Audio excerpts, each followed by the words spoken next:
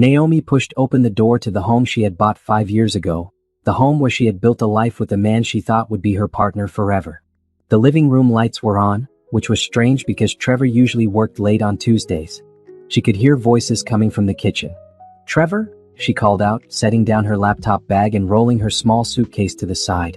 She had been in Seattle for 3 days, meeting with potential investors for a project she had been working on for months. She was tired, ready for a shower and maybe some takeout. "In here?" His voice came back, flat and cold in a way she had never heard before. Naomi walked toward the kitchen, already feeling something was wrong. The air felt different, heavy. When she rounded the corner, she stopped dead in her tracks. Trevor sat at their kitchen table with a woman she had never seen before. The woman was blonde, pretty, wearing an expensive suit that probably cost more than Naomi's entire work wardrobe. She had her hand on Trevor's arm, possessive and comfortable. "Naomi," Trevor said, standing up slowly. He did not smile. He did not look uncomfortable or guilty. He looked determined. "We need to talk." "Who is this?" Naomi asked, looking between them. Her heart was pounding now, her tired brain trying to catch up with what she was seeing. "This is Brittany," Trevor said simply. "Brittany, this is Naomi. My wife." The way he said, "my wife," sounded like he was saying "my old car" or "my expired gym membership." Something he was about to get rid of. Brittany smiled at her. It was not a kind smile. It was the smile of someone who had already won. "I'm going to be direct because you deserve that much," Trevor continued, and Naomi felt her legs go weak. "I want a divorce. I've wanted one for a while now, but I waited until I was sure about my future. And now I am. Brittany and I are getting married." The words hit Naomi like physical blows. Married, divorce, future. Her brain tried to process each word separately because together they made no sense. "What?" was all she could manage to say. "You're a good person, Naomi," Trevor said, and his tone was so patronizing it made her stomach turn. "But let's be honest, you've been holding me back. I'm a sales executive. I network with wealthy people. I need a partner who can match that lifestyle. Someone with connections. Someone who understands the world I'm trying to build. I bought this house," Naomi whispered. "I paid for everything. With your little tech job, I know," Trevor said dismissively. "And that's fine for you. But Brittany's father owns one of the largest tech companies in the Pacific Northwest. Do you understand what that means for me? For my career? Her family has the kind of money and power that can set me up for life." Naomi looked at Brittany, who was still smiling that horrible smile. "You're okay with this?" Naomi asked her. "You're okay with him leaving his wife for money and connections?" "I'm okay with being with someone who knows what he wants," Brittany said smoothly. "Trevor has ambition. He deserves someone who can help him reach his full potential. No offense, but you've been dragging him down to your level for years." "My level?" Naomi repeated, feeling anger start to burn through the shock. "You work in IT or something, right?" Brittany said with a little laugh. "That's fine, but Trevor needs more than fine. He needs exceptional. He needs access to the kind of world my family moves in." Trevor put his hand on Brittany's shoulder. "I've already talked to a lawyer. I'm filing for divorce next week. I think we should split everything 50-50. The house, the cars, the savings. That's fair." "Fair?" Naomi said numbly. "I'll stay with Brittany until we figure out the living arrangements," Trevor continued, like he was discussing a business transaction. "Her father already offered me a position at his company. Executive level. 6 figures, full benefits, stock options. This is the opportunity I've been waiting for, Naomi. And I can't take you with me." "You don't even know me," Naomi said quietly. "After 8 years, you don't know anything about me." "I know enough," Trevor said. "I know you're content with being average. And I'm not. I never have been." Brittany stood up, smoothing down her skirt. "We should go, baby. We have dinner reservations at 8. She looked at Naomi with fake sympathy. "I'm sure this is hard, but honestly, you'll probably be happier too. You can find someone more on your level. Someone who doesn't have big dreams." They walked out of the kitchen together, leaving Naomi standing alone in her own home. She heard the front door open and close. Heard Trevor's car start in the driveway. Heard it pull away, taking him toward his new life with someone he thought could give him everything. Naomi stood there for a long time, staring at the kitchen table where her husband had just ended their marriage for money and status and connections he thought he needed. She thought about the business she had built in secret. The company that had grown from a small software startup in their spare bedroom to something much bigger. The investments she had made. The board she sat on. The decisions she made every day that affected hundreds of employees. She thought about how Trevor had no idea who she really was. No idea what she had built while he was out networking and making sales calls and dreaming of climbing social ladders. And slowly, very slowly, Naomi started to smile. The night after Trevor left, Naomi could not sleep. She sat in her home office, the room Trevor barely ever entered, and looked at the photographs on her wall. There was one from their wedding 8 years ago, both of them young and happy and full of hope. There was one from the day she graduated with her computer science degree, Trevor beside her in the crowd. There was one from the day they moved into this house, standing on the front porch together. She took that last photo down and looked at it closely. She had been so proud that day. She had saved and invested and worked herself to exhaustion to buy this house. Trevor had contributed to the down payment, but the mortgage was in her name. The deed was in her name. He had been happy to let her handle all the financial details while he focused on his sales career. Naomi set the photo face down on her desk and opened her laptop. She needed to remember how she got here. How she built everything that Trevor knew nothing about. They met in college at a party thrown by mutual friends. Trevor was 2 years older, working on his business degree, charming and confident in a way that made Naomi feel special when he paid attention to her. She was shy back then, focused on her coding assignments and her dream of creating something meaningful with technology. Trevor made her feel like she could be more than just a programmer. He made her feel like she could be someone who belonged in rooms with important people. They dated through her last 2 years of college. Trevor graduated first and got a sales job at a medical supply company. He was good at it, making decent money, buying nice clothes, taking her to nice restaurants. When Naomi graduated, she got a job at a software company making half what Trevor made. He used to joke about it, how he was the breadwinner, how she was his brilliant little programmer. But Naomi had not told him about the side project she started working on in their small apartment. She had noticed a gap in the market for small businesses trying to manage their inventory and customer data. The existing software was either too expensive or too complicated. She knew she could build something better, simpler, more affordable. She worked on it at night after dinner while Trevor watched television or went out with his sales team. She told him she was just learning new programming languages, keeping her skills sharp. He never asked for details. Technology bored him unless it made him money. After a year, Naomi had a working prototype. She tested it with a few small businesses she found through online forums. They loved it. They asked if they could pay her for it. She set up a basic website, charged a small monthly fee, and suddenly she had her first 10 customers. That was 6 years ago. 6 years of quietly growing her business while Trevor climbed his own career ladder. She hired her first employee, a college student named Rachel who helped with customer service. Then she brought on another programmer to help her scale the software. She formed an LLC, kept the finances separate from their personal accounts, and told Trevor she was doing consulting work on the side for extra money. He never questioned it. As far as he knew, she was making a few $100s a month helping small businesses with their computer problems. 3 years ago, her business caught the attention of a man named Gerald who ran his own tech investment firm. He reached out after seeing her software featured in a small business magazine article. They met for coffee and he asked her what her 5-year plan was. Naomi told him the truth. She wanted to expand. She wanted to hire more developers, improve the software, and serve mid-sized companies, not just small businesses. She wanted to build something that mattered. Gerald offered to invest. He also offered to mentor her to help her navigate the business side of technology. He became her silent partner, owning 30% of the company while she retained 70% control. Together, they grew her small side business into something real. They hired 20 employees, then 40, then 60. They moved from the spare bedroom to a small office, then to a larger office, then to a full floor in a downtown building. Naomi's software was being used by over 500 companies. Revenue was in the millions. And Trevor knew none of it. To him, she was still just his wife who worked in IT, making her salary, contributing to their household expenses. She told him she got a promotion, which was why she could contribute more to their savings. She told him her consulting work was going well, which was why she could afford nicer clothes and better vacations. He believed her because he never looked deeper. He never asked to see her work. He never asked about her day beyond surface pleasantries. He was too busy networking, making connections, dreaming about the big break that would make him wealthy and important. Naomi kept her business life and her home life completely separate. Her employees knew her as their boss, the brilliant founder who built something from nothing. Trevor knew her as his wife who worked long hours at a tech job he did not understand. She told herself she was protecting the business. If they ever got divorced, she did not want him to have any claim to what she built. She set up corporate structures that kept her company completely separate from their marriage. She took a modest salary and reinvested everything else into growth.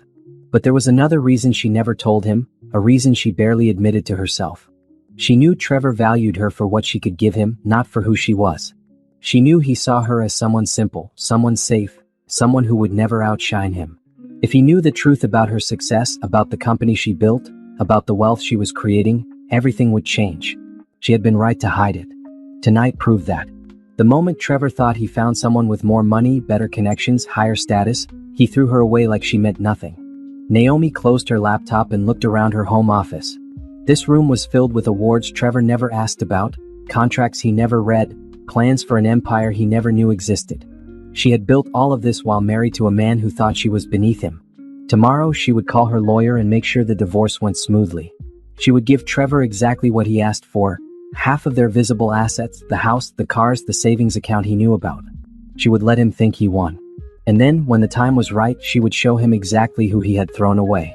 1 week later, Trevor's lawyer called to schedule a meeting. Naomi sat in a conference room at a downtown law office, across from Trevor and a man in an expensive suit who looked like he ate divorces for breakfast. Her own lawyer, Patricia, sat beside her with a calm expression. "Let's make this simple," Trevor's lawyer said, sliding papers across the table. "My client is requesting a 50-50 division of all marital assets. The house, the vehicles, the savings and checking accounts, the retirement funds, and any other jointly acquired property." Naomi picked up the papers and read through them slowly. Trevor sat across from her, not quite meeting her eyes. He was wearing a new suit, probably bought with Brittany's money.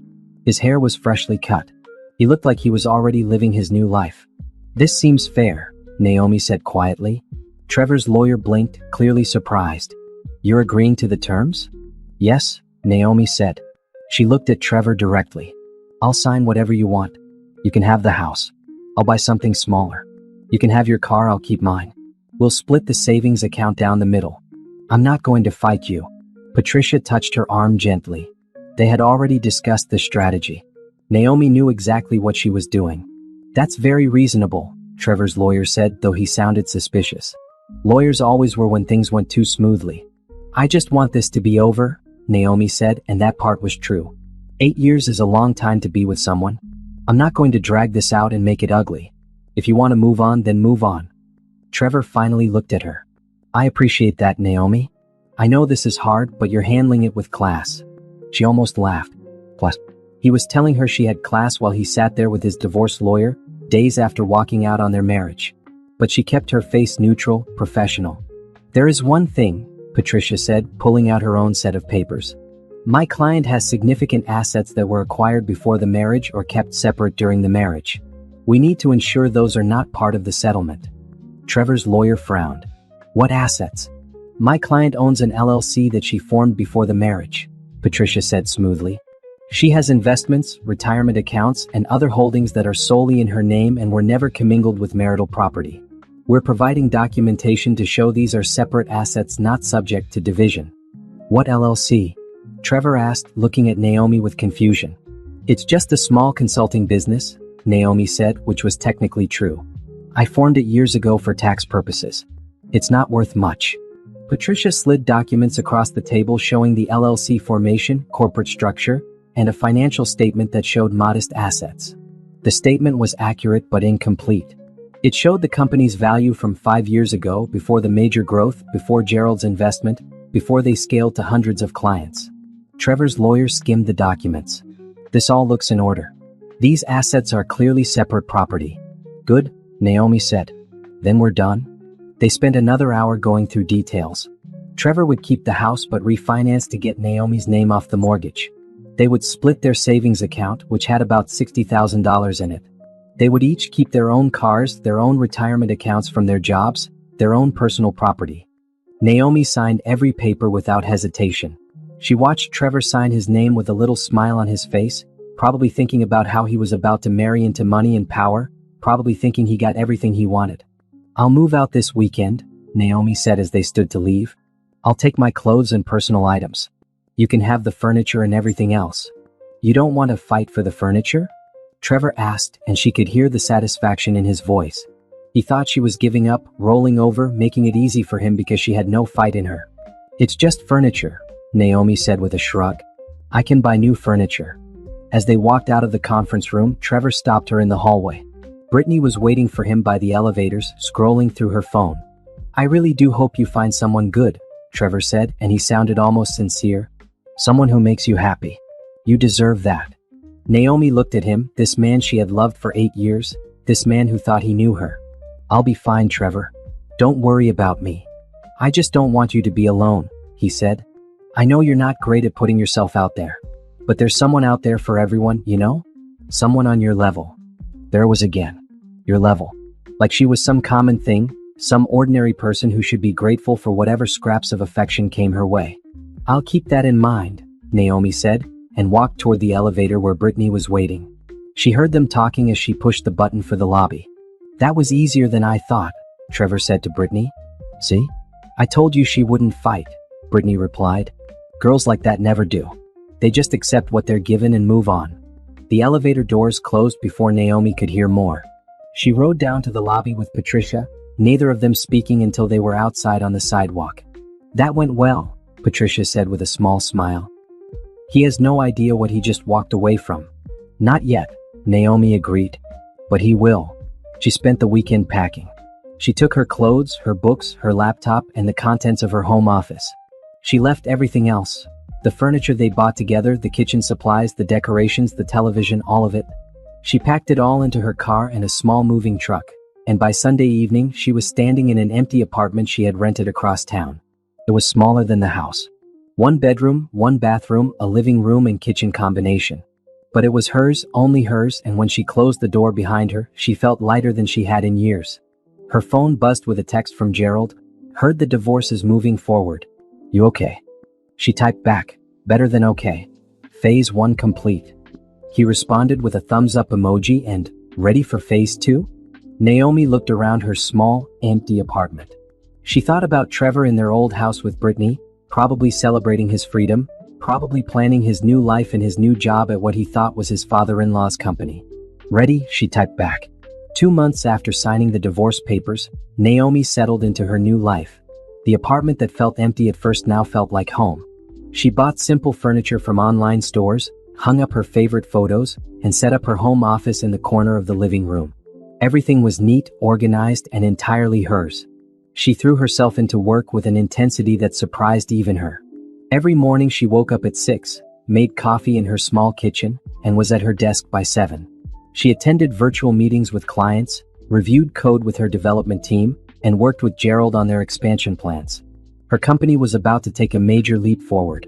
They had developed a new version of their software that could handle enterprise-level clients, not just small and mid-sized businesses. Gerald had connections at several Fortune 500 companies who were interested in testing it. "We need to hire more people," Gerald said during one of their weekly strategy meetings. "If we're going to handle enterprise clients, we need dedicated account managers, more customer service staff, and at least 5 more developers." "I know," Naomi said, looking at the spreadsheets on her screen. "We have the money to do it. We're profitable enough to support the growth. We should also think about moving to a bigger office," Gerald continued. "The space we have now is fine for 60 people, but if we're expanding to enterprise level, we need room to grow. And we need to look more established." "What did you have in mind?" Gerald pulled up photos on his screen. "There's a building downtown, tech hub area, lots of other successful companies in the same complex. 5 floors available. We could take 3 floors now with the option to expand to all 5 if we keep growing at this rate." Naomi studied the photos. The building was modern, all glass and steel, with views of the city skyline. It was exactly the kind of place where serious tech companies lived. "How much?" Gerald named a figure that made her pause, but only for a moment. "We can afford it, especially if the enterprise deals come through." "Then let's do it," Naomi decided. "Start the paperwork. I want to move before the end of the quarter." After the meeting, Naomi allowed herself a moment to just sit and think. 2 months ago, she was living in a house with a man who thought she was ordinary. Now she was making decisions about taking 3 floors in a premium office building. The contrast was almost funny. Her phone buzzed with a text from her friend Michelle. "Coffee this weekend? I want to hear how you're doing." Michelle was one of the few people who knew the whole truth. She worked as a financial advisor, and she had helped Naomi structure her business finances years ago. She also happened to be one of the only people Naomi trusted completely. Saturday morning? Naomi typed back. Perfect. Same coffee shop. See you there. Saturday morning came with cool air and clear skies. Naomi met Michelle at their favorite coffee shop, a small place with good pastries and better coffee. Michelle was already there when she arrived, sitting at their usual table by the window. You look good, Michelle said as Naomi sat down. Better than I expected. Better than the sad divorced woman you were expecting? Naomi asked with a slight smile. Maybe, Michelle admitted. I know Trevor leaving was hard, but you seem like you're okay. More than okay, actually. Naomi sipped her coffee. I'm okay. Actually, I'm great. It's strange, but I feel like myself for the first time in years. I didn't realize how much energy I was spending trying to be what Trevor wanted me to be. What did he want you to be? Small, Naomi said simply. He wanted me to be small and simple and satisfied with being less than I am. Every time I wanted to talk about work, he would change the subject. Every time I got excited about something I built, he would nod and then talk about his own day. It was like I was just background noise in his life. Michelle reached across the table and squeezed her hand. His loss. Truly. I know that now, Naomi said. At first, when he left, I felt like something was wrong with me. Like I wasn't good enough or interesting enough or connected enough. But now I realized that he was the one who wasn't enough. He couldn't see what was right in front of him because he was too busy chasing what he thought would make him important. Have you heard anything about him and Brittany? Naomi shook her head. I deleted him from all my social media. I don't want to know. Whatever they're doing, it's not my business anymore. But Michelle pulled out her phone with a guilty expression. I've been keeping track. Just out of curiosity. Do you want to know? Naomi hesitated, then nodded. Tell me. Michelle scrolled through her phone and turned it to show Naomi. Trevor's social media was public, and it was full of photos from the past 2 months. Him and Brittany at expensive restaurants. Him and Brittany at charity galas. Him and Brittany on a yacht. Him in a new suit, standing in front of a corporate building, announcing his new executive position at one of the leading tech companies in the region. He thinks he's made it, Michelle said quietly. Naomi studied the photos. Trevor looked happy, proud, like he finally got everything he wanted. Brittany was always beside him, always smiling, always touching him possessively. They looked like the perfect power couple. Let him enjoy it, Naomi said, handing the phone back. It won't last. When are you going to tell him? Michelle asked.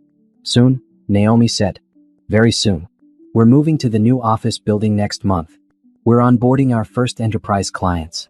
And we're making some changes to our leadership structure that will make everything very clear. I can't wait to see his face when he finds out. Naomi smiled. Neither can I. They finished their coffee and talked about other things.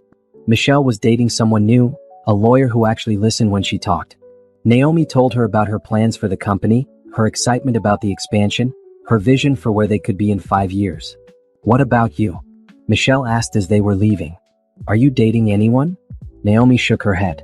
Not really. I've been on a few dates, but nothing serious. I'm not in a hurry. Good, Michelle said. Take your time. Find someone who actually sees you. That night, as Naomi was working in her home office, her phone rang with an unknown number. She almost didn't answer, but something made her pick up. Hello. Hi, is this Naomi? A man's voice asked. This is James Peterson. I'm an architect with Morrison Design. Gerald gave me your number and said you might be interested in discussing office space customization. Oh yes, Naomi said, sitting up straighter. Gerald had mentioned hiring an architect to help design the new office space. Thanks for calling. I know it's Saturday night, James said apologetically, but Gerald said you're eager to get started on this project. Would you have time next week to meet and discuss your vision? They set up a meeting for Tuesday afternoon. James sounded professional, straightforward, easy to talk to. Naomi made a note in her calendar and went back to work. She did not know it yet, but that phone call would change more than just her office space. 3 months after the divorce was finalized, Trevor and Brittany got married. Naomi knew about it because the event was all over social media.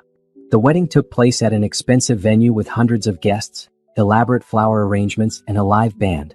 Trevor posted photos with captions about marrying his best friend and starting his new life with the love of his life. Naomi saw the photos because Michelle sent them to her with a message. You okay? I know this might be hard to see, But Naomi was not in her apartment when she got the message.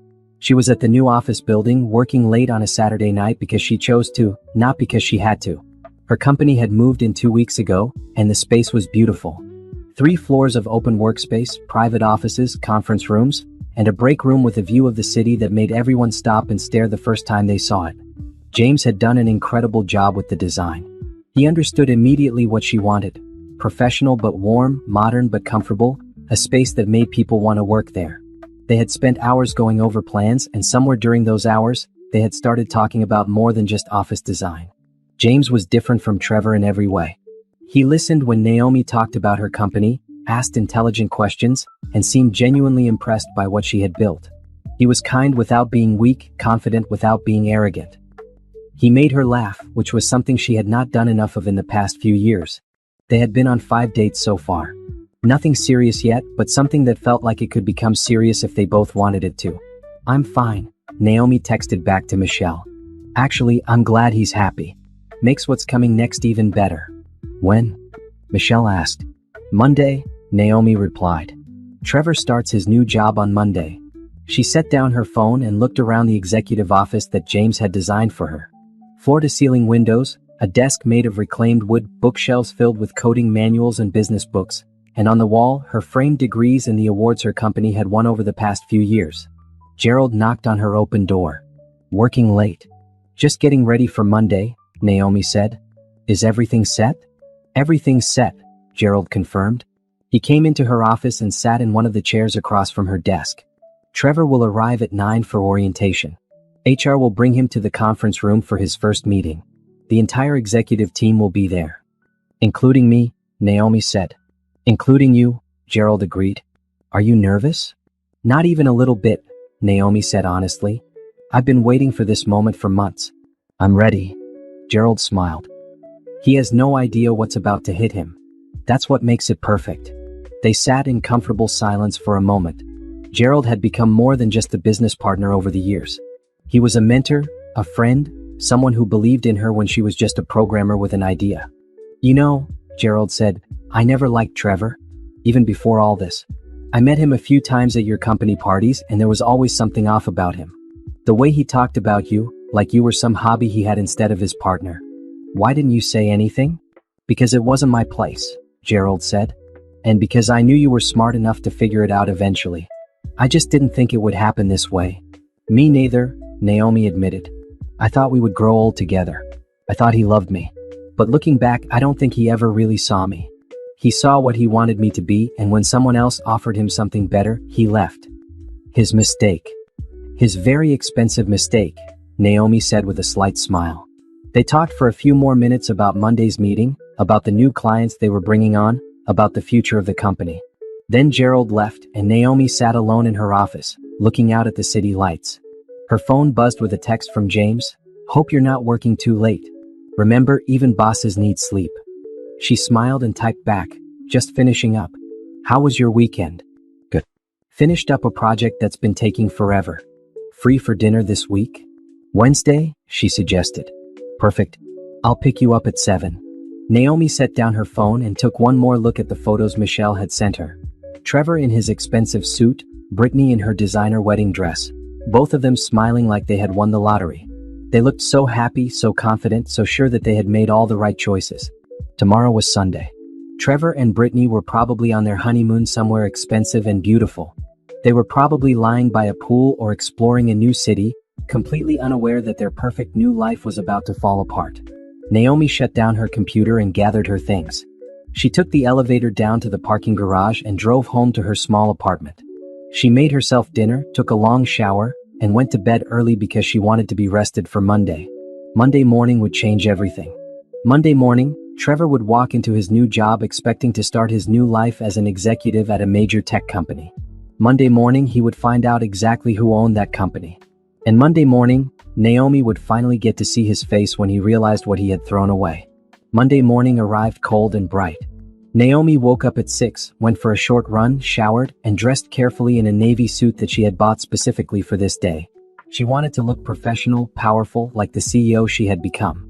She styled her hair, put on minimal makeup, and drove to the office with her heart beating steady and strong. The office was already buzzing when she arrived at 8. Employees were at their desks, coffee was brewing in the break rooms, and the energy of a new week was filling the air. Several people greeted her as she walked through the second floor toward the elevator. "Morning, boss," called out Rachel, who had been her first employee and was now her head of customer success. "Good morning," Naomi replied with a smile.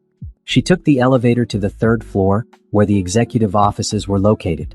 Gerald was already in the conference room, setting up for the meeting.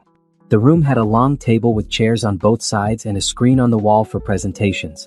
"Ready?" he asked when she walked in. "Ready," she confirmed. "Trevor should be here in about 30 minutes, Gerald said, checking his watch. "HR will meet him in the lobby, give him his badge and paperwork, and bring him up here for his first meeting." "Who else is joining us?" "The full executive team. Me, you, Rebecca from HR, Thomas from operations, and Denise from finance. We want him to see the entire leadership structure right away." The other executives arrived over the next 15 minutes. They all knew what was about to happen, and there was a sense of anticipation in the air. Nobody particularly liked what Trevor had done to Naomi, and they were all looking forward to this moment. At exactly 9 o'clock, Gerald's phone buzzed with a message from the front desk. "He's here."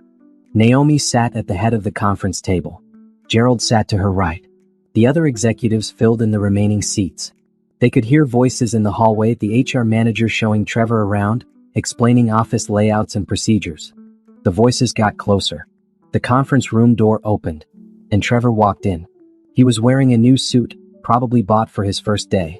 His hair was perfectly styled. He had a confident smile on his face, the smile of a man who thought he had finally made it to where he belonged. The smile disappeared the second he saw Naomi. His face went through several emotions in rapid succession. Confusion, disbelief, shock, and then something close to horror. He stopped walking so suddenly that the HR manager almost bumped into him. "What are you doing here?" Trevor asked, staring at Naomi. "I work here," Naomi said calmly. "Please have a seat." "I don't understand," Trevor said. He looked at Gerald. "You're supposed to be Brittany's father. You own this company." "I've never met Brittany," Gerald said. "And I don't own this company. I'm a minority partner and chief operating officer. Naomi owns this company. She's the founder and CEO." Trevor looked back at Naomi, his face pale. "That's impossible. You worked in IT. You had a regular job." "I had my own company," Naomi corrected.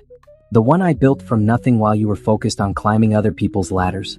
The LLC you saw paperwork for during our divorce? This is it. You just never asked questions about how big it was." "But you were just a programmer," Trevor said weakly. "You worked from home on your laptop." "I was building a software company," Naomi said. "From our apartment, then from a small office, then from a bigger office, and now from here. 3 floors in this building. 90 employees. Annual revenue in the 8 figures. And 100% owned by me." Trevor slowly sat down in one of the empty chairs, his face still pale. "Brittany said her father owned a major tech company. She said he was offering me an executive position." "I offered you a position," Gerald said. "Through our HR department. Standard procedure for all new hires. But I'm not Brittany's father. I don't even know who her father is." "He's our chief operating officer," Rebecca from HR added. "But that's not the same as being the owner or CEO. I'm not sure where the confusion came from." Trevor's hands were shaking slightly on the table. "She told me. She said her father owned this company. She said he wanted to bring me on as an executive. The position we offered you was in sales," Rebecca continued. "A standard sales position with standard compensation. Not executive level. We do need experienced salespeople as we expand to enterprise clients, and your resume was good. That's why we made the offer." "But she said," Trevor repeated, and he sounded lost now. "She said I would be making 6 figures. Stock options. Executive benefits. Sales positions can make 6 figures if you're good at it," Gerald said. "With commission and bonuses. But it's not executive level. That's a misunderstanding." Naomi watched Trevor's face as reality crashed down on him. She could see him putting the pieces together. Brittany had lied. Her father was not the owner of this company. The executive position was not real. The future Trevor thought he was marrying into did not exist. "We're going to cancel the job offer," Naomi said quietly. "It's not appropriate for you to work here, given our history. I'm sorry you were misled about what this position entailed." "You're firing me?" Trevor asked, looking up at her. "Before I even started? I'm withdrawing an offer that was made under false pretenses, Naomi corrected. If you had been honest about your connection to me during the hiring process, we never would have extended the offer in the first place. Connection. Trevor repeated. We're divorced. That's not a connection. You're my ex-husband, Naomi said. That's a connection. And it's a conflict of interest. I can't have you working for my company. Trevor stood up suddenly, his chair scraping against the floor. This is because I left you. You're doing this out of revenge. I'm doing this because it's inappropriate, Naomi said, her voice still calm. If you had known who owned this company, would you have accepted the job? Trevor opened his mouth, then closed it. They both knew the answer. If he had known Naomi owned this company, he never would have taken the job. He left her because he thought Brittany's connections would give him a better future. The whole point was to marry into money and power. How long have you owned this company? Trevor asked quietly. I founded it 8 years ago, Naomi said. Right after we got married. I built it while we were together. 8 years, Trevor repeated. You've been running a multi-million-dollar company for 8 years and you never told me? You never asked, Naomi said simply. You knew I had an LLC. You knew I did consulting work. You just never cared enough to ask for details. You assumed I was small and ordinary, so that's what you saw. Trevor looked around the conference room at the executives sitting at the table, at the view of the city through the windows, at everything that represented the company Naomi had built. How much is this company worth? That's confidential, Gerald said. How much? Trevor demanded, his voice rising. Naomi looked at him steadily. More than you would have gotten in a divorce if you had known about it. Much more. The color drained from Trevor's face completely. She could see him doing the math, realizing what he had walked away from. He had divorced her thinking she was just a regular tech worker with a modest income. He had settled for half of their visible assets. The house, the savings account, the cars, thinking that was all there was. He had never known about the real money. The company.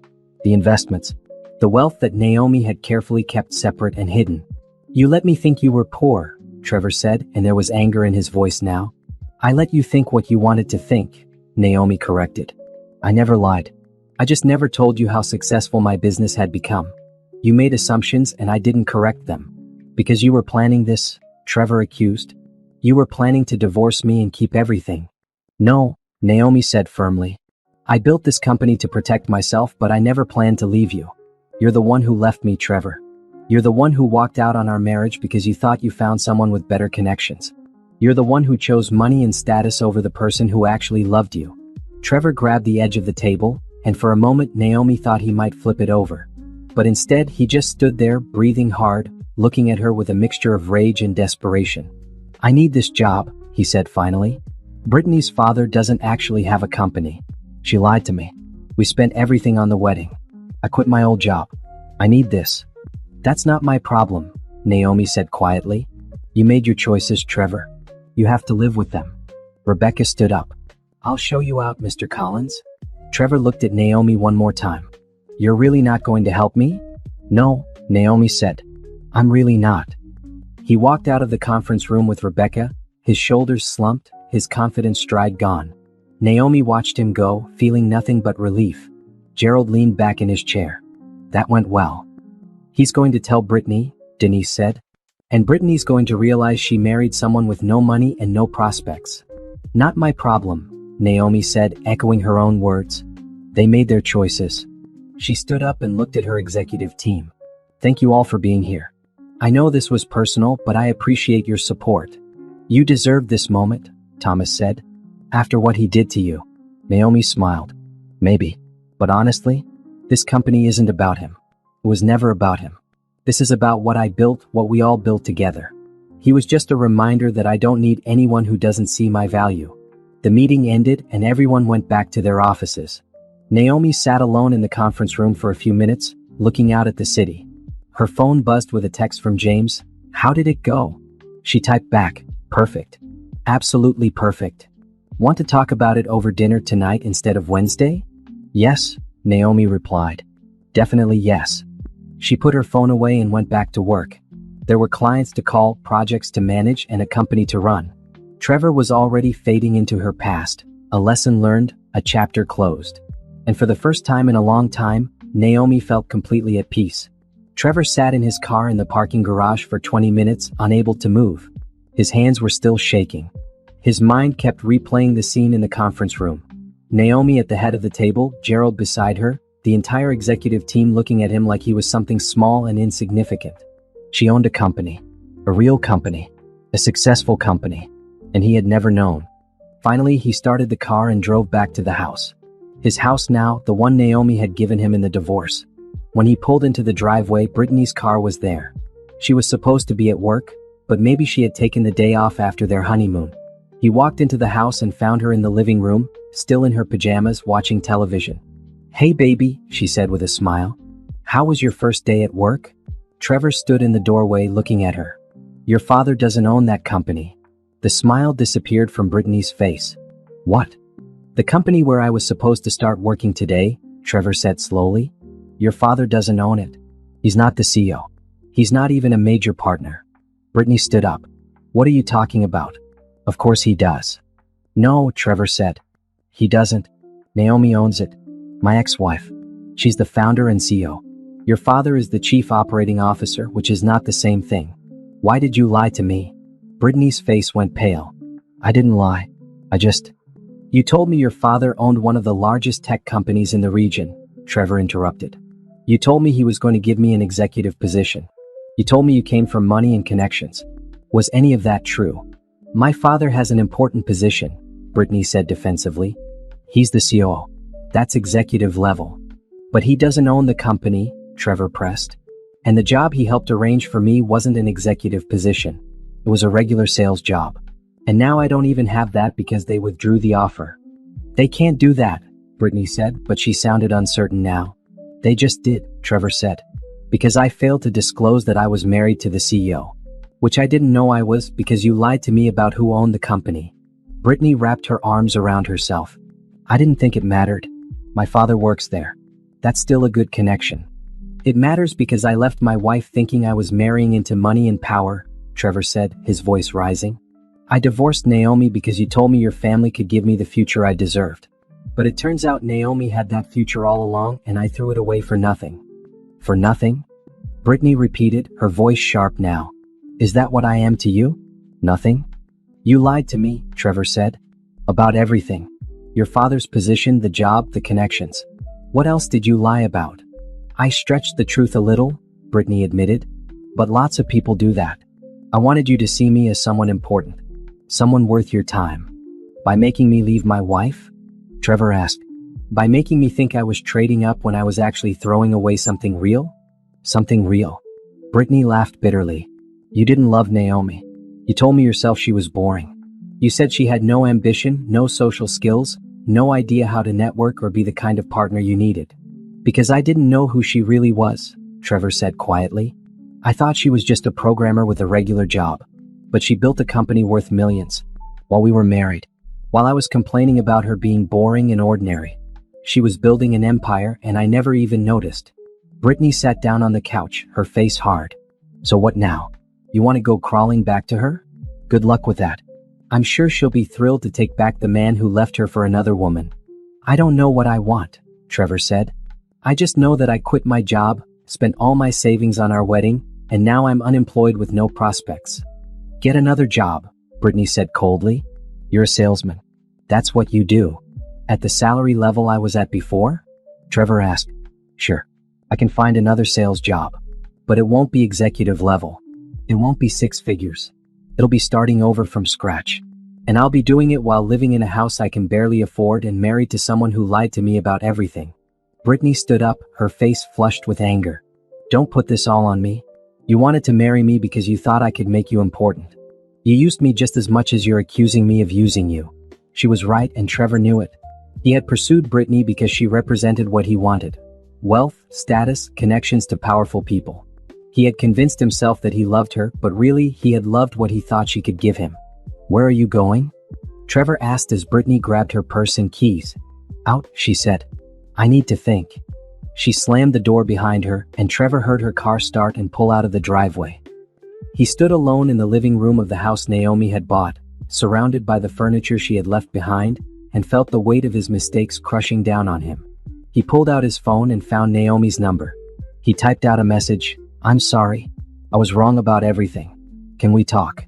He stared at the message for a long time before hitting send. Then he waited and waited. Hours passed. Evening came. Brittany didn't come home, and Naomi never responded. Finally, late that night, Trevor got a response. But it wasn't from Naomi. It was from a number he didn't recognize. "This is Naomi's assistant. Ms. Williams has asked me to inform you that she has no interest in communicating with you. Please do not contact her again." Trevor read the message 3 times. Then he threw his phone across the room where it hit the wall and clattered to the floor. The next morning, Brittany still wasn't home. Trevor called her phone and got voicemail. He sent texts that went unread. Finally, around noon, she sent him a single message: "Staying at my parents' house. Need space. Don't call me." Trevor sat in the empty house and pulled up Naomi's company website on his laptop. There she was on the About Us page, listed as founder and CEO. Her photo showed her looking professional and confident, nothing like the quiet woman he thought he knew. The company bio described how she had built the business from nothing, how it now served over 600 clients, how it had won multiple awards for innovation and growth. He clicked through to news articles about the company. There were several from the past year, profiling Naomi as one of the rising stars in tech. One article called her the quiet genius behind one of the region's fastest growing software companies. Another talked about her innovative approach to serving small and mid-sized businesses with enterprise-level tools. Every article included photos of Naomi at conferences, at award ceremonies, at business events. In every photo, she looked happy, accomplished, and completely comfortable in her success. Trevor had never seen her look that way. In all their years together, she had been quiet, reserved, focused on her work in a way that seemed almost apologetic. He had thought she was shy and uncertain. Now he realized she had just been living in 2 different worlds. The one where she was his wife, small and ordinary, and the one where she was a successful CEO, confident and powerful. He had only known her in the first world. And now that world was gone. His phone rang. It was his old boss from the medical supply company where he used to work. "Trevor," his old boss said when he answered, "I heard through the grapevine that your new job fell through. Is that true?" "Yeah," Trevor admitted. "It didn't work out." "Sorry to hear that. Look, I'm calling because we need someone on the sales team. I know you left here on good terms, and if you're looking for work, we'd be happy to have you back." It was a lifeline, and Trevor grabbed it. "What's the position?" "Same as you had before. Base salary plus commission. Same territory, same clients." It was the job he left 6 months ago when he thought he was moving on to bigger and better things. Taking it back felt like admitting defeat. But he had bills to pay and no other options. "I'll take it," Trevor said. "When can I start?" "Next Monday work for you?" "Perfect." When he hung up, Trevor looked around the empty house. He had this house, a job that would barely cover the mortgage, and a wife who wasn't speaking to him. This was his new life. This was what he had traded Naomi for. He thought about the 8 years they spent together. The late nights when she would work on her laptop while he watched TV. The times she tried to tell him about her projects and he half listened. The way she would light up when she solved a problem, and how he never asked what problem she was solving. She had been building something incredible, and he had been too busy dreaming about climbing other people's ladders to notice. Now she was at the top of her own ladder, and he was back at the bottom of someone else's. His phone buzzed with another message from Brittany. "I think we should take a break. This marriage was a mistake. I'm staying with my parents until I figure things out." Trevor read the message and felt nothing. No surprise, no sadness, just a hollow sense of inevitability. Of course their marriage was falling apart. It was built on lies and ambition instead of anything real. He typed back, "Okay." That was all he could manage. Just okay. Because nothing about this was okay, and there was no one to blame but himself. 2 weeks after Trevor's disastrous first day at Naomi's company, Brittany moved out. She came to the house while Trevor was at work, packed her things, and left her wedding ring on the kitchen counter with a note that said, "I can't do this anymore. My lawyer will contact you about the annulment." Trevor came home to find half the closet empty and the ring glinting under the kitchen light. He picked it up, turned it over in his fingers, and set it back down. They had been married for less than 3 months.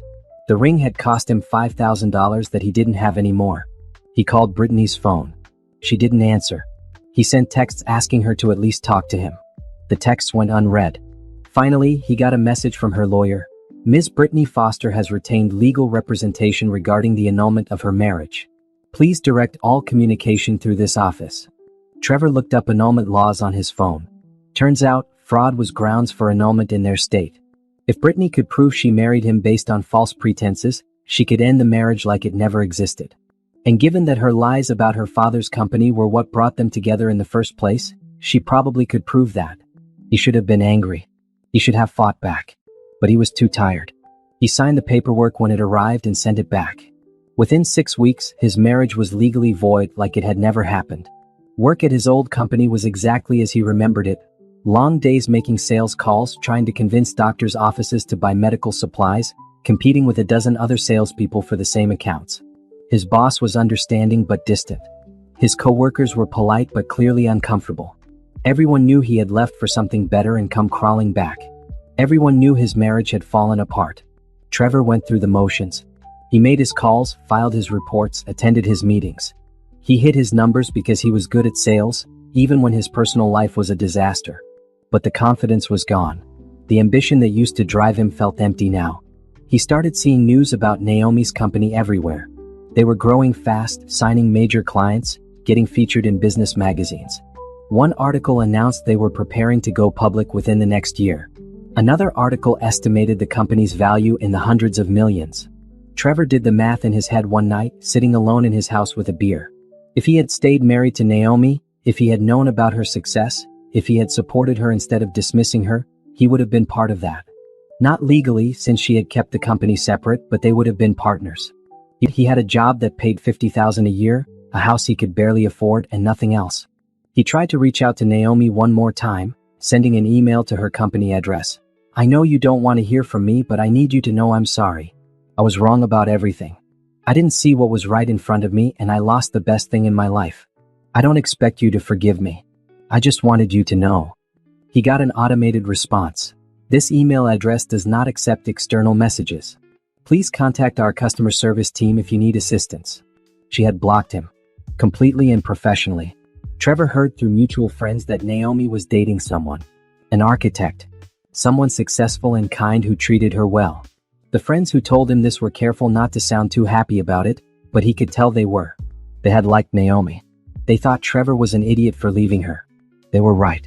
One Saturday afternoon, Trevor drove past the building where Naomi's company was located.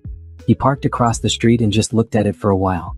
3 floors of a modern office building, full of people working for the company Naomi had built. He could see through the windows on the ground floor. People at desks, moving through hallways, living their professional lives in a space she created. He wondered if she was in there working on a weekend like she used to do at home. He wondered if she ever thought about him, or if he had completely faded from her mind. His phone rang, interrupting his thoughts. It was his mother. Trevor, honey, she said when he answered. I just wanted to check on you. Your father and I are worried. I'm fine, Mom, he said automatically. You're not fine, she said gently. You're divorced, your second marriage ended, and from what you've told us, you're struggling financially. That's not fine. Trevor closed his eyes. I made mistakes. I know, his mother said. And I'm not calling to judge you. I'm calling because I love you and I want you to be okay. Can you come to dinner this weekend? Please? Yeah, Trevor said. Yeah, I can do that. He went to his parents' house on Sunday.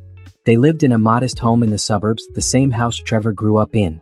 His mother made his favorite meal, and they all sat around the dinner table like they had when he was a kid. Tell us what happened, his father said. The real story. So Trevor told them. He told them about meeting Brittany, about believing she came from money and power, about leaving Naomi because he thought he was trading up to a better life.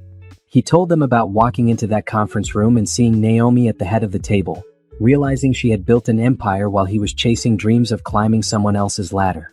His mother listened without interrupting.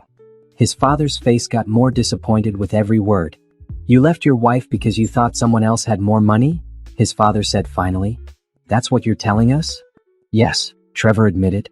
That's what I'm telling you. Did you love Naomi? His mother asked quietly. Trevor thought about that question. I thought I did. But looking back, I don't think I ever really knew her. I never asked about her work. I never paid attention to what she was building. I just saw her as someone safe and stable who would support my career while I chased success. And now, his father asked. Now she's more successful than I'll ever be, Trevor said. And I threw her away for a lie. His mother reached across the table and took his hand. You made a terrible mistake, Trevor. But that doesn't mean your life is over. You're young. You have a job. You have your health. You can rebuild. I don't know how to rebuild from this, Trevor admitted. Everything I thought I knew about myself was wrong. I thought I was ambitious and driven, but really I was just greedy and shallow. I thought I deserved more than what I had, but I didn't even appreciate what I had until it was gone. Then learn from it, his father said. Learn that success isn't about money and status. Learn that real partnerships are built on mutual respect and support. Learn that the grass isn't always greener on the other side. Trevor nodded. He knew his parents were right. He knew he had to find a way forward. But knowing it and doing it were two different things. He drove home that night thinking about Naomi. About the way she used to smile when she solved a problem on her laptop. About all the times he dismissed her or changed the subject because he thought his work was more important. He had been married to someone extraordinary and treated her like she was ordinary. That was his real mistake. Not leaving her for someone else, but never seeing her value in the first place. His phone buzzed with a notification. It was a news alert about Naomi's company. Local tech startup announces Series B funding round, valuation doubles. Trevor read the article. Naomi's company had just secured $50 million in funding from major investors. The company was now valued at over $200 million. The article included a quote from Naomi, "We're grateful for the support of our investors and excited about our future. This funding will allow us to expand our team, enhance our products, and serve even more clients across the country."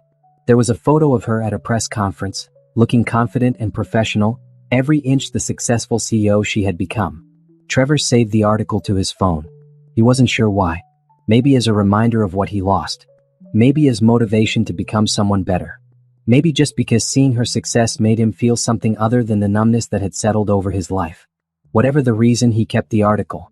And late that night, lying alone in the house that used to belong to both of them, Trevor finally let himself cry for everything he had thrown away. 6 months after the annulment from Brittany, Trevor had settled into a routine that felt like survival rather than living. He went to work, came home, ate dinner alone, watched television, and went to bed. On weekends, he visited his parents or sat in his house trying not to think about the life he could have had. Then one morning, he woke up to a series of texts from former colleagues and friends. They all said the same thing. "Have you seen the news?" Trevor grabbed his laptop and pulled up the local news website. The headline made his stomach drop.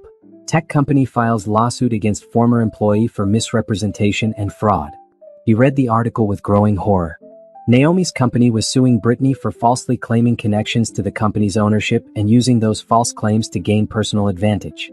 The lawsuit outlined how Brittany had told multiple people, including Trevor, that her father owned the company when he was actually just one of several executives with no ownership stake.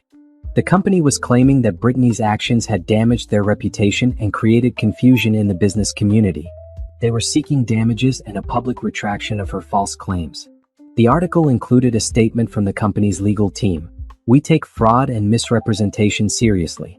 No employee or employee family member has the right to falsely claim ownership or authority they do not possess. We are pursuing this legal action to protect our company's integrity and ensure that accurate information is available to the public." Trevor called Brittany's old number without thinking. It went straight to voicemail. He tried her parents' number. They didn't answer. Over the next few days, more details came out. Apparently, Brittany had been using her father's position at the company to inflate her own importance in social circles. She had told several people that her family owned a major tech company and had used that claim to get into exclusive events, join expensive clubs, and generally pretend to be wealthier and more important than she was. Someone had reported her to Naomi's company after seeing one of Brittany's social media posts claiming her father was the CEO. The company investigated and found a pattern of lies that went back over a year. Gerald, Naomi's business partner, gave an interview to a business magazine. "We discovered that family members of one of our executives had been misrepresenting their connection to our company. This is not just unethical, it's potentially illegal. We have a responsibility to our employees, our clients, and our investors to correct false information and hold people accountable." Trevor wondered if Naomi was behind the lawsuit or if it was a corporate decision made by lawyers and executives. He wondered if she even thought about him anymore, or if he was just a footnote in her past, barely worth remembering. The lawsuit made local news for weeks. Brittany's father, the actual COO, resigned from his position at Naomi's company. A statement from the company thanked him for his service but acknowledged that recent events have made it difficult for him to continue in his role. Reading between the lines, Trevor figured they had pressured him to leave rather than firing him outright. Brittany herself disappeared from social media entirely. Her accounts went private or were deleted. She stopped showing up to the social events she used to attend. Someone told Trevor they heard she moved to another state to live with relatives. Trevor felt bad for her in a distant way. She had lied and manipulated people, but so had he in his own way. He had married her for her supposed connections and money. He had used her just as much as she had used him. But mostly he felt tired. Tired of drama, tired of consequences, tired of living in the wreckage of his mistakes. He started seeing a therapist. His insurance from work covered it, and he figured he needed help processing everything that had happened. The therapist, a woman in her 50s named Dr. Martinez, listened to his story without judgment. "You're carrying a lot of regret," she said during one of their sessions. "Yes," Trevor agreed. "I regret everything. Leaving Naomi, marrying Brittany, not seeing what was in front of me for 8 years. Regret is useful if it teaches you something," Dr. Martinez said. "But it's destructive if it becomes the only thing you feel. What have you learned from all of this?" Trevor thought about that. "I learned that I valued the wrong things. I thought success meant money and status and connections. I thought I deserved more than what I had without appreciating what I had in the first place. What do you value now?" "Honestly, I don't know," Trevor admitted. "I'm still trying to figure that out." "That's okay," Dr. Martinez said. "You're rebuilding. That takes time." Rebuilding. Trevor liked that word.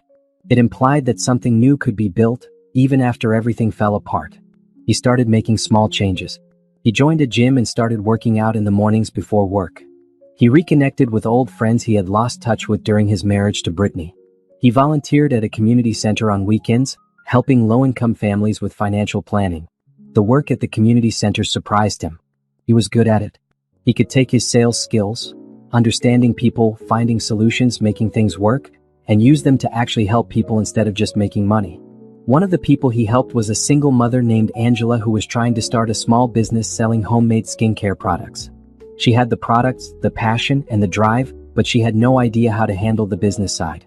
Trevor worked with her for months, helping her set up an LLC, create a business plan, and develop a marketing strategy. When her business finally launched and started making sales, Angela hugged him with tears in her eyes. "Thank you," she said. "You believed in me when I didn't believe in myself." That moment meant more to Trevor than any sales commission he had ever earned. He kept seeing news about Naomi's company. They continued to grow, continued to succeed. One article announced they were opening offices in 3 new cities. Another article profiled Naomi as one of the top women in tech under 40. There was a photo of Naomi and James at a charity gala, both of them dressed formally and smiling at each other. The caption identified James as a successful architect and Naomi's partner. They looked happy together. They looked like equals. Trevor studied the photo for a long time. He could see in that picture everything he had failed to give Naomi: respect, partnership, genuine affection. James looked at her like she was the most interesting person in the room. Trevor had never looked at her that way. He closed the article and went back to his work helping Angela with her business plan. This was his life now. Not glamorous, not wealthy, not the success story he used to dream about, but real and honest and maybe starting to mean something. Dr. Martinez asked him in a later session if he had forgiven himself. "No," Trevor said. "I don't know if I can." "Why not?" "Because I hurt someone who didn't deserve it," Trevor said. "Naomi built something incredible and I dismissed it as nothing. I left her for someone I thought could give me more, without realizing I already had everything that mattered." "You can acknowledge that you hurt her without punishing yourself forever," Dr. Martinez said gently. "She's moved on. She's successful and happy. Maybe it's time for you to move on too." "I don't know how to do that," Trevor admitted. "One day at a time," Dr. Martinez said. "One choice at a time. You're already doing better than you think. You're helping people at the community center. You're reconnecting with friends. You're being honest with yourself about your mistakes. That's growth." Trevor left that session feeling slightly less heavy. Maybe Dr. Martinez was right. Maybe he could rebuild. Maybe he could become someone better than the person who left his wife for money and status. It wouldn't fix what he broke. It wouldn't change what he lost. But maybe, eventually, it would be enough. 18 months after the divorce, Naomi stood in her office on a Friday afternoon, looking out at the city skyline. In her hand was a glass of champagne. Around her were Gerald, her executive team, and several key employees who had been with the company from the beginning. "Today," Gerald said, raising his own glass, "we celebrate. Our company just went public at a valuation of $800 million. Naomi, you did it. You built something incredible. Everyone cheered and clinked glasses. Naomi smiled, feeling a surge of pride that was almost overwhelming. She had started this company in a spare bedroom with nothing but an idea and determination. Now it was a publicly traded corporation employing over 300 people across 5 offices.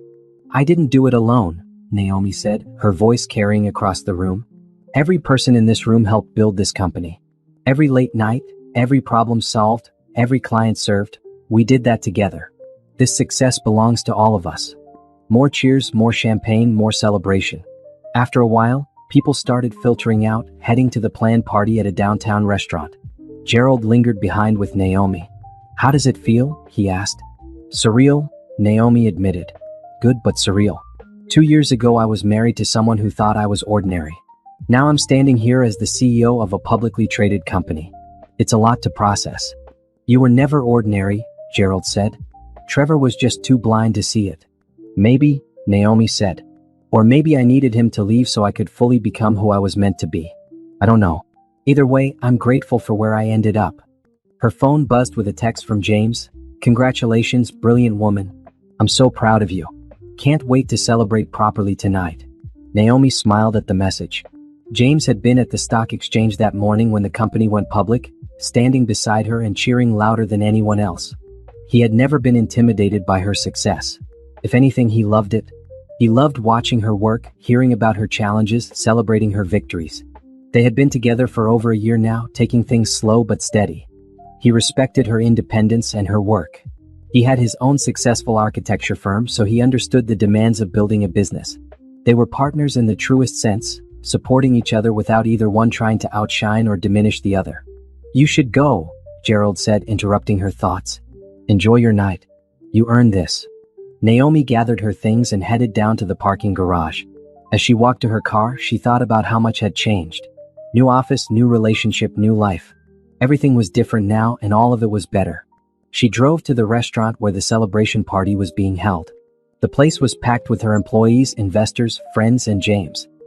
He was waiting for her at their reserved table, looking handsome in a suit. "There she is," he said, standing to pull out her chair. "The CEO herself."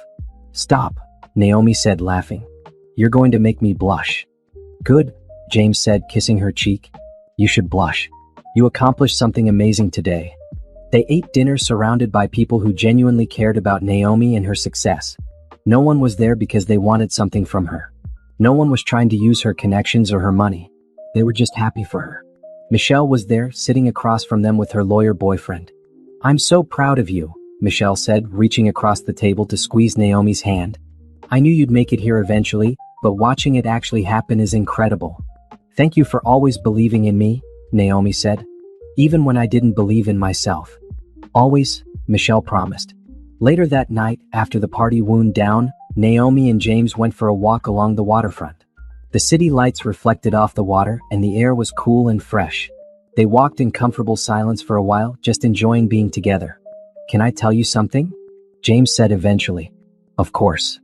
"I love you," he said simply. "I've been wanting to say it for a while now, but tonight felt like the right time. I love who you are, what you've built, and how you treat the people around you. I love everything about you." Naomi stopped walking and turned to face him. "I love you too," she said. "I didn't think I would feel this way again after Trevor. But you're nothing like him. You see me for who I really am, and you love me anyway." "Not anyway," James corrected. "Because of who you are. That's why I love you." They kissed there by the waterfront, and Naomi felt happier than she had in years. Maybe ever. Over the next few months, life continued to be good. The company's stock performed well. They signed several major new clients. They expanded to 2 more cities. Naomi was featured in national business magazines and invited to speak at conferences. She heard through mutual friends that Trevor was doing okay. He had stayed at his old company, working his way back up to a decent position. He was volunteering at a community center and seemed to be trying to become a better person. She didn't wish him ill. She just didn't wish him anything at all anymore. He was part of her past, a chapter closed, a lesson learned. One Saturday morning, James suggested they go house hunting. "Your apartment is great," he said, "but you can afford something better now. And maybe, if things keep going the way they're going, we could look for a place together?" "Together?" Naomi asked, her heart skipping a beat. "Only if you want to," James said quickly. "No pressure. I just thought, we've been together for a while now. We're both in good places in our careers. Maybe it's time to think about the future. To buy, the one she had walked away from without a second thought. She thought about how much she had changed since then. I would love to look at houses with you, Naomi said. Together. They spent the next few months looking at properties.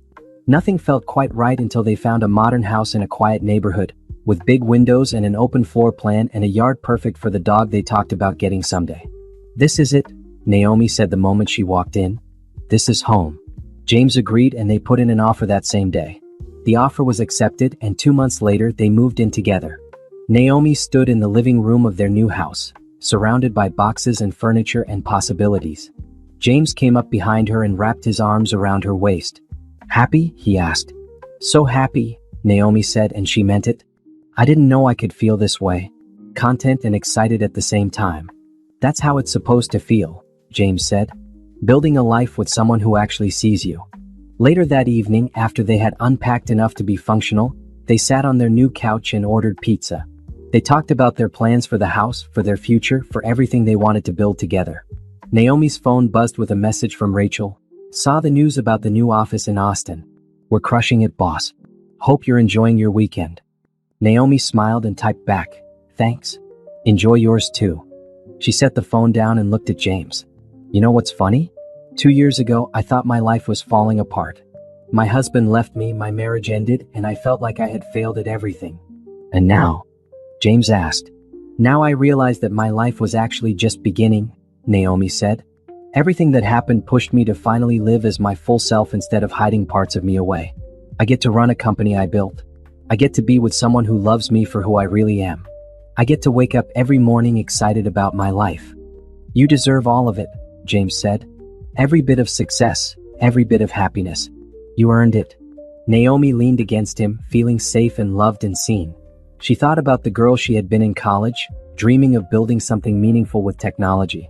She thought about the woman she had been in her marriage, hiding her success and making herself small.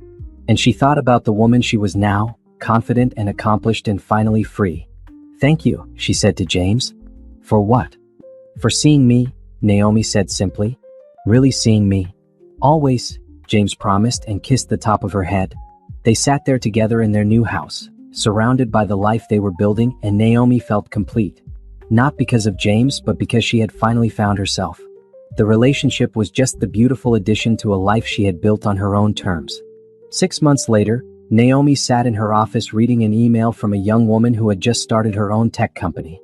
The woman had read about Naomi's story and wanted advice on how to grow her business while protecting herself and her assets.